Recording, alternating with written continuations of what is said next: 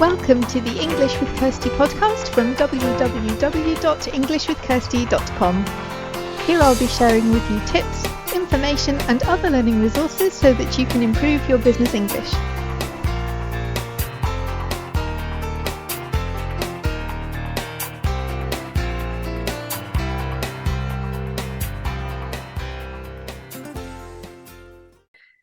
Hi and welcome back to the English with Kirsty podcast, and I've got another special guest here today. So welcome, Mira, it's good to see you here. Maybe you can start by just telling us something about who you are and what you do. Hi, Kirsty. Thank you very much for having me on your podcast. So I help female online business owners to create their success cycle and to grow their online businesses with ease, fun, and flow by implementing female-centric strategies and taking aligned and inspired actions. So I'm sure we'll get to talk more about that later on, but thank you very much for having me on the show. It's good that you're here. We met, I can't remember when exactly, it was a couple of years ago now, wasn't it? On LinkedIn, I commented on something and you contacted me, and then we started chatting because we found we had some things in common, especially around languages. Maybe you could also tell us a bit about, what your interest in additional languages is and which ones you speak and how they're relevant for you as a business owner. Yeah, I think it may have been like 2-3 years ago now. Time flies so quickly. So I'm originally Bulgarian, and I've spent more than half of my life in the UK. I've stopped counting now. And I remember when I was a little, as in like before I was even 10, my dad had said that everyone in our family had to speak at least 2 languages, foreign languages, that is. So, and back then he said that English is compulsory, German was highly recommended, and when I was 10, my dad was working in Switzerland, in the German part of Switzerland. So I went to visit him there and spend the summer there. So trying to kind of use sign language to try and get myself understood, because I didn't speak German at the time, and Swiss Dutch is another matter. Wow. Yeah, I think my very first encounter in terms of at school with languages was Russian, because back in the 80s, Bulgaria was still in communism, and Russian was a compulsory language. It was really, really badly taught, or at least my experience. I think in those times, things were breaking up in terms of the system. So there was more like people against it and not wanting to study this language because it was imposed on us and so on. So I'm part of that generation that, looking back at it, I wish I spoke Russian, but I didn't have the best experience, so I didn't learn as much of it. But it definitely would have been very useful to have been able to speak and understand Russian better. I still understand it and I grasp certain things, but it's not a language I can communicate in. So these are like the really, really early days. But I think that makes a big difference, doesn't it? Like whether the teacher is good, as in good at teaching the language, and also whether it's somebody that you can relate to and you enjoy the lessons. Because even if you don't enjoy a language, I mean, I don't want to say this because I know I have listeners from there, but I don't have that connection with French like I do with some of my other languages. But our French teacher was really nice. I always remember as someone who's really kind, and that helps. But if you have a lesson that you're not so interested in and it's not really well taught, then that's hard to succeed in those kind of situations, isn't it? Yeah, definitely. I think back then I remember our teacher spent a lot more time dealing with what boy had pulled the hair of which girl and like various other, little kids stuff. Yeah. Rather than necessarily, trying to tame us as opposed to really teaching the language. So, yeah. You had quite a steep learning curve, didn't you, when you came here in terms of learning English at school?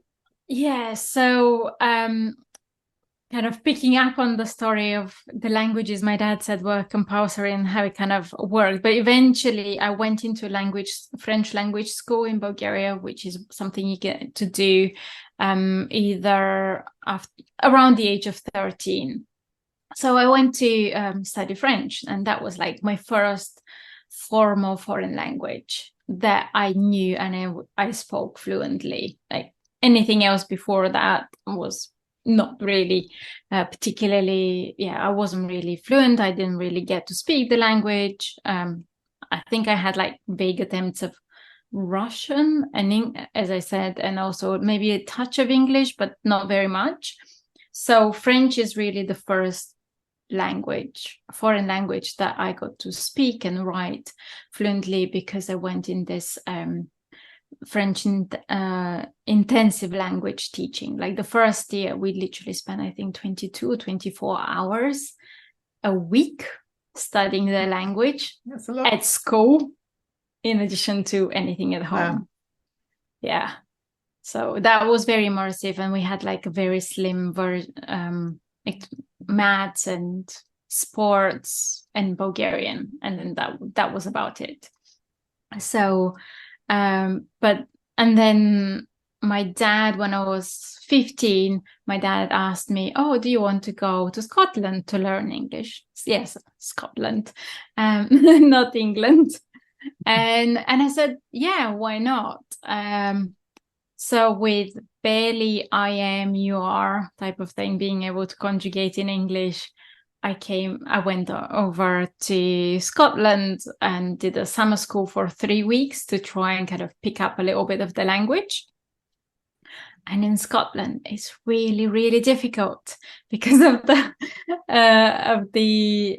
accents, and every hill has its own accents. And then I was with my mom, and we came down to England. We came to London, and all of a sudden I was like, oh, my ears popped. I can hear, I can understand. Mm. So that was another part of the whole learning the language. And then I returned. I can't remember exactly how long we traveled with my mom, maybe 3 weeks or so around the UK. And then I started with Scottish Highers and standard grade. So learning physics and maths and maybe art at the time, as well as English as a foreign language, or within my first year. That is a lot. And that's something that I wanted to pick up on from a learning point of view, because we've had a series on the podcast of people who are learning languages as an adult. And okay, you were 15, 16, so you were still quite young, but you weren't learning like at school from the beginning. So what techniques did you have? What helped you to increase your progress, to learn faster, to see that? Obviously you had to keep up with your school subjects, but is there anything that you did to make this process a bit nicer, a bit easier for you? So I was, I literally turned 16 and when I came over to the UK. So you're right in terms of the age. It was the total immersion. This was a small school where I went to study, and there was only one Bulgarian there who could speak the language, and she did help me with little bits and pieces. In hindsight, probably I went through a big cultural shock, to be honest, because there were so many different changes. But I think immersing myself, going to English language lessons, English as a foreign language lessons, that definitely helped. I went to French lessons because I spoke French. So I used to go to French classes, and I did my hires in French, and I did well, but I went to these lessons not to learn French because my French was much better, but because to learn English. Yeah, so. and to show a bit of who you were as well. Like if you couldn't really express yourself so easily in English at the beginning, then at least in the French lessons you could say more. You could let people get to know you a bit better because you had the words to do that. Yeah. We probably spoke more in English then, but because I understood kind of the reverse. So they would be teaching French, but I'm learning English. And you could help people more, like if they didn't know French so well, you had something to offer them and they had something to offer you with the English. So I guess it was more like you had some role to play for them in the French lessons as well, because it was something that you felt more comfortable with. Yeah.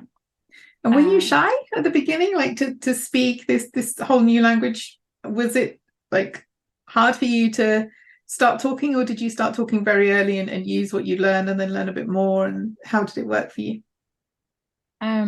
Very good question.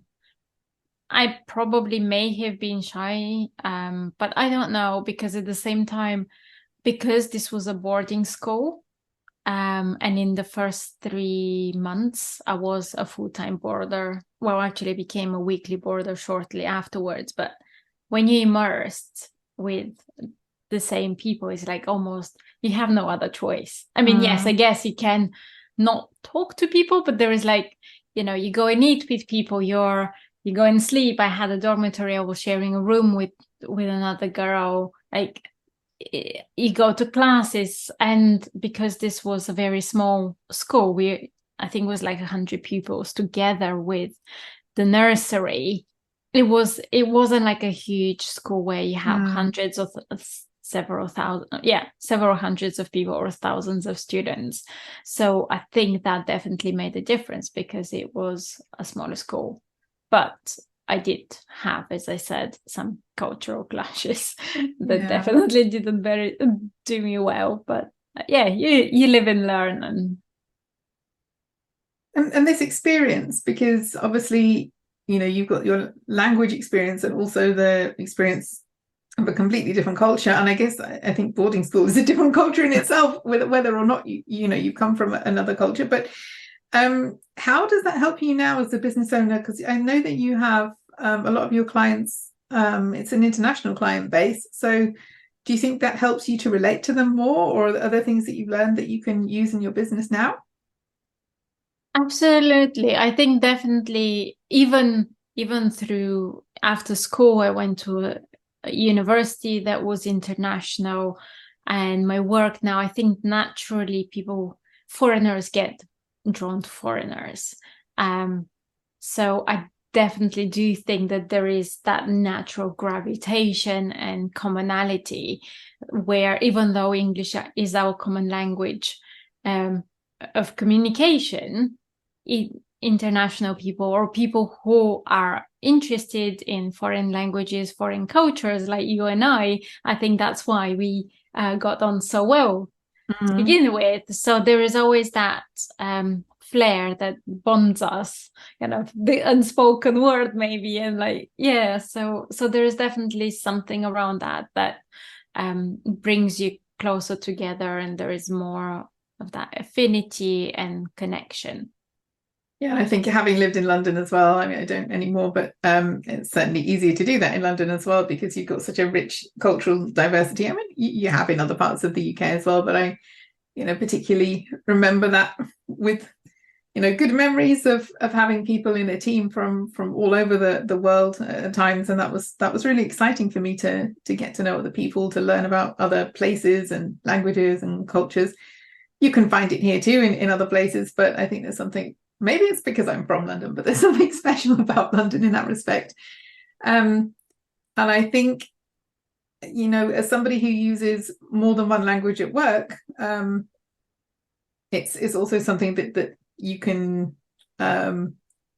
understand how people feel. I mean, how would you, I guess when you started working for yourself, you were already a competent English user, but you had to go through that transition period at school. What advice would you give to people who are thinking about using English as an additional language at work? Is there anything that helped you when you started doing that, or were you already really confident when you set up your own business? I think by the time I set up my business, things were different. But then there was the transition into university, and from university into the workplace later on. So I think probably the bigger transition for me was university, because in a way that's like a completely different language, right? A bit of a working language. I studied economics or international economics. So the international theme definitely follows me around. And I would say the things in terms of what made it easier was, again, immersing myself and thinking in the language, which at some point it starts. And now I can communicate when it comes to work stuff, business, whether it's for the coaching or when I was an economist or a business analyst, it was always much easier for me to communicate and talk about work in English than in Bulgarian, because it's completely different vocabulary. So if you are thinking about working in English, then it's about focusing on learning the language that you need for your work. Yeah, I think it's also helps you when you're choosing what, I don't know, articles to read, what videos to watch, because I spoke German before I started using German in a business context, but the stuff that I'd learned wasn't particularly useful. Or, how do you negotiate? How do you present? How do you meet people for the first time, not with your friends, but with potential customers or partners? I think it's very different, and you have to make good choices. Like if you want to use business English, you might pick up some useful vocabulary by watching random series on Netflix, but what are you going to need, and would it be better to to find something related to your area of business and to watch or read that as well, because that's possibly the vocabulary that you need to develop.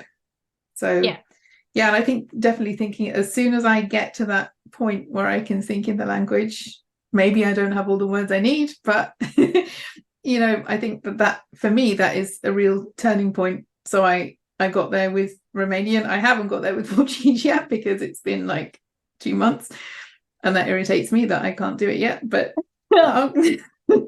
when it happens, it makes life so much easier, because you may be a bit more limited in terms of your vocabulary, but the sentences are coming to your mind in the other language, and you're not translating them. And as soon as you can do that, speaking is so much easier. Yeah. So I think you made a very good point there, Kirsty, that it's about studying and learning in the business aspect of it. Because, for example, yes, I can speak French, although it's been a while since I last spoke French, but my French is conversational. So I can hold conversations about everyday things, about traveling. But again, if it comes to coaching, or back in the day about economics, I couldn't really speak that. And the reason why I can express myself when it comes to coaching, explain and coach people, or even back when it was about economics, is because I studied economics in English. So I studied coaching in English. So whatever it is that you're trying to develop in terms of work, then study a subject. You, I don't know, maybe not necessarily a whole degree, but continue professional development in that is business related in that language directly, so that you can really quickly build up your vocabulary and understanding, as well as professional. But yeah, so definitely immersing yourself. And there's so much available, like online now. There are courses, there are things you can watch. There are events you can go to physically or online. There is so much we can do. This is a good time to be learning or developing a language, because we have so much available to us. The biggest problem is actually finding the best resources for us, but that's a nice, that's a privileged position to be in, isn't it? So yeah, it's important to do it and to make good choices in terms of what you want to study. And just quickly, I think that you just touched there on the coaching, and I want to come back to it, because it would be good to find out a bit more about what you do, how you help people, what you coach them in. So maybe you could explain a bit more about that. Of course. So I focus on female online business owners, and the reason it's not necessarily just purely female or people with periods. So because one of the super special things that I help my clients in terms of coaching and to help them achieve their goals and what they actually want to achieve in terms of business or personal life is to use the menstrual cycle. It's not the menstrual cycle is not the everything. However, one of the things that I found as a coach was that it's great. You come up with a goal that you're really motivated to follow through and you really care about.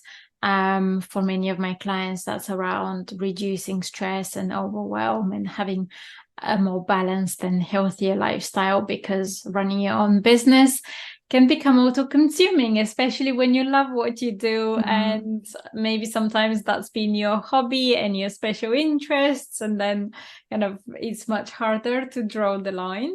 But eventually some of my clients have experienced burnout, so they realize that there needs to be a bit more of a better balance in terms of and segregation in terms of how they manage their time and energy, and how they can also be more productive.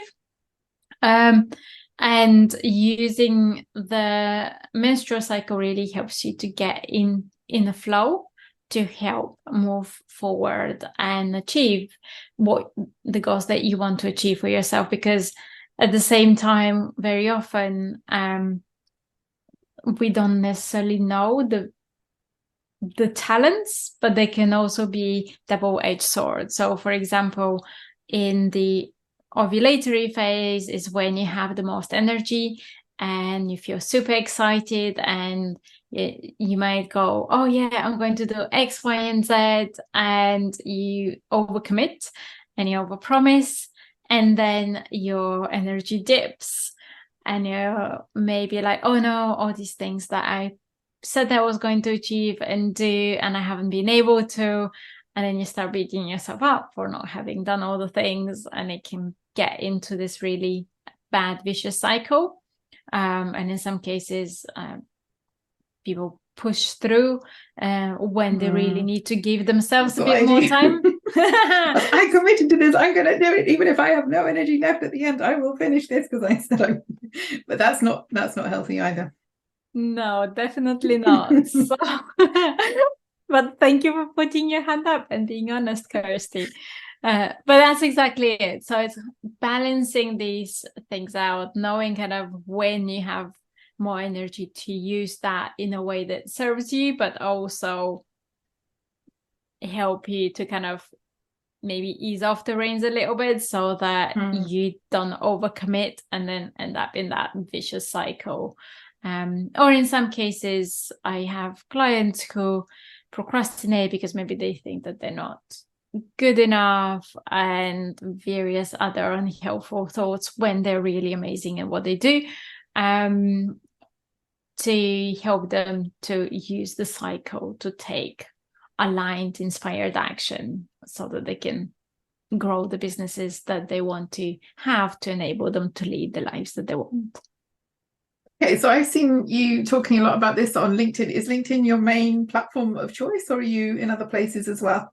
Yes, LinkedIn is really my main platform. I've in the past dabbled on Instagram and Facebook, but really now the only one I check on a weekly basis is LinkedIn. The others don't really get much coverage. So if you want to learn more and kind of follow more about the tips that I share, LinkedIn is definitely the best place to connect with me. And I'll add that to the show notes page. I'll add your link. And how do you pronounce your name? I was going to come back to this, but how is your name pronounced? So the short version is Mira. The long version is Mira. Okay, and your surname? Rutter. Okay, so you go by the short version. Is that what everybody calls you, or did you find it easier for people to pronounce, or? Yeah, so many people, I love Mira. It actually means gold and peace, as in nice. The opposite of war. And gold is after my grandma, who sadly passed away a couple of months ago. However, very often people, even in Bulgaria and especially in the UK, or foreigners, mispronounced it, decided to abbreviate my name in ways that I really hated. And one of my oldest friends used to call me Mira when I was little, and I think my dad used to call me Mire, or dress me as Mire, and so I decided, okay, let's keep it simple, Mira for short, and so that's kind of how why it's Mira as opposed to Złotomira, and Rutter is my married name. Right, I think that's important. Like, names are, they are what people call us by. Yeah, I have people who call me things other than my name, but that's something they do, that's between us. But like, generally when you meet people, you don't want them to be calling you something that you don't feel comfortable being called, so you kind of took control of the narrative there and decided what that should be, because I think it's important to try and learn people's names and what they want to be called, but at the same time, I guess you've made it easier for people to do that and not to change your name in ways that you don't feel comfortable with. Yes. Having said that, my name is still pronounced wrongly very often, but what I've noticed is that more often than not, and I don't know why that is, in the UK, people tend to get it wrong, and they're more likely to say Myra, but people from the US tend to say Mira. I don't know why, but the two... I mean, that is a name, but it's spelled differently, so I'm surprised by that, but okay. Yeah. Pay attention, English people do better. Yeah, so I don't know why the Americans are more likely to get it right, but they do. Interesting. Yeah. Okay, well, I will add your link to LinkedIn. Do you have anything coming up, not like in September, October, that you want to tell people about? And you do workshops sometimes? I do have workshops and masterclasses, and the best way to find out when they are is to connect with me on LinkedIn or sign up for my newsletter. And when you sign up for the newsletter, you can get your own VIP alignment guide that talks you through how to create a life that is aligned with yourself and what's important to you, your strengths and your priorities. So we can pop a link to that in the show notes. Yeah, sure. Well, thank you for your time today. Thank you for sharing your story. And yeah, I hope you'll get to meet some interesting people, podcast listeners, and that other people will be able to find out more about what you do. Thanks again for coming on the podcast. Thank you, Kirsty. I hope you enjoyed this episode of the English with Kirsty podcast. If you have any questions or comments, my email address is kirsty@englishwithkirsty.com, or you can go to www.englishwithkirsty.com/podcast, where you'll find information about the individual episodes.